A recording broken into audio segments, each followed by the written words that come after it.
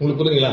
எப்பயுமே வைஷ்ணவத்துல சொல்லுவாங்க, கடவுளுக்கு நிகர் அல்லது கடவுளை விட வசதி குருநாதர், வழிகாட்டி. அவர் தான் காட்டுவார். நமக்கு கடவுள்ல தெரியுமா? யோசிச்சு பாருங்க.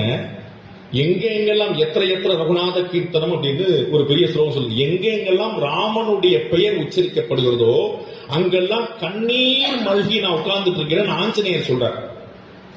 எங்கெங்கெல்லாம் ராமனுடைய பேரை சொல்றீங்களோ அங்கெல்லாம் கண்ணீர் மல்க உட்கார்ந்து. இங்க ஆஞ்சநேயர் உட்கார்ந்து நமக்கு யாருக்கா தெரியுமா? ஒருத்தர் நான் தான் ஆஞ்சநேயர் நம்புவோமா? ஆமா, பார்க்க குரங்குமா தான் இருக்குது. உங்களுக்கு புரியல? நம்புவோமா?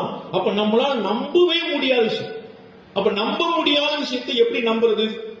சொல்கிற ஆள். சொன்ன நான் முதல்ல சர்டிஃபை பண்றது யாரு? அப்ப ஒரு நல்ல குருநாதர் இருந்தால்தான் நமக்கு கடவுளையே கண்டு.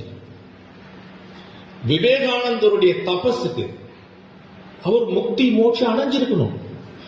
அவர் எப்படி ஒரு விஸ்வகுருவா மாறுறாரு? ஒரு ராமகிருஷ்ண பரமஹம்சரால் மாறு.